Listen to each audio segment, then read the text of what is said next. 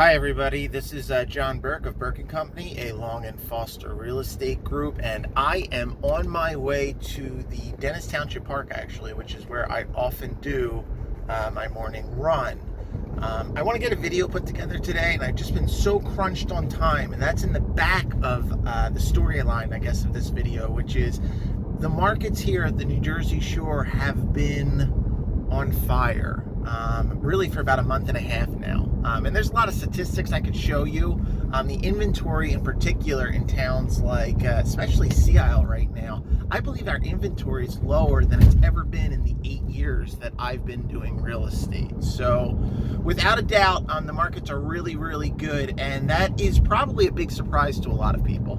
I know a lot of people, I was in contact with a lot of potential buyers when we were all on much more of a lockdown during, the quarantine. And a lot of people expected it to be a buyer's market when we came out of this, right? We have high unemployment, a lot of uncertainty, and there's a few reasons that it has not played out that way. And I want to look at maybe what are the three big reasons that I think we've seen the real estate markets here at the New Jersey Shore in particular, but really in a lot of places across the country, continue to stay very, very strong despite the situation that we're in.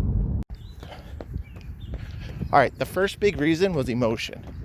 A lot of buyers had been at home looking at houses and thinking about making this purchase. And when they finally released the hounds, they were very motivated to get it done. So we were surprised by the initial activity when things started moving. Okay, the second reason is where a little bit of emotion meets a little bit of rationality, and that's because right now it seems, in interviewing a lot of people, we're the only game in town. We've always had a big geographic advantage. For the same dollar, you could go to the Outer Banks and get a much bigger house than you could at the New Jersey Shore. However, then you also have to make an 8 to 10 hour trip every time you want to go there. So we live in a great region with a lot of business, Philadelphia, New York, obviously, and we are the getaway destination for a vacation home that in a 2-hour drive, you can be there every weekend. And it seems as if right now people are saying, well, it might be the case that the foreseeable future, maybe this summer, maybe the next couple summers, maybe the next few summers, we're not going to be able to go anywhere else. We're not going to Europe, we're not going to Hawaii, we're not going to the Outer Banks. So this is as good of a time as ever to have a place to go to. And since a lot of our buyers, let's face it, work in professions where they can work remotely, a short house getaway from home is a great thing to have in this environment.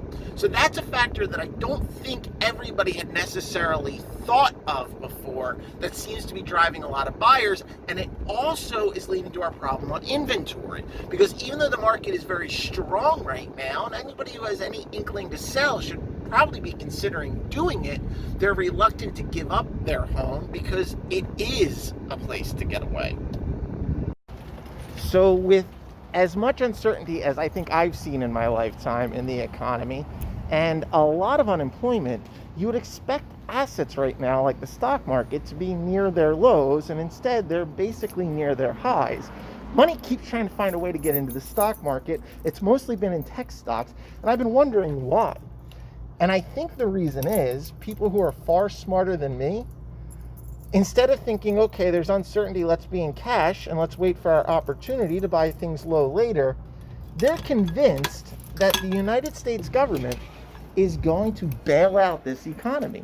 And in the process of bailing out this economy, there's something that we hadn't really dealt with much in the last 20 years that becomes a serious possibility, and that is inflation. And if inflation is going to occur, well, then the worst thing for you to have is a bunch of cash. You want to be in something else.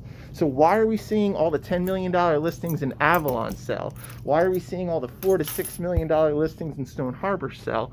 And why are we seeing the high-end real estate in Sea Isle City sell? And the reason is people who know a lot more about the economy than I do are betting on inflation.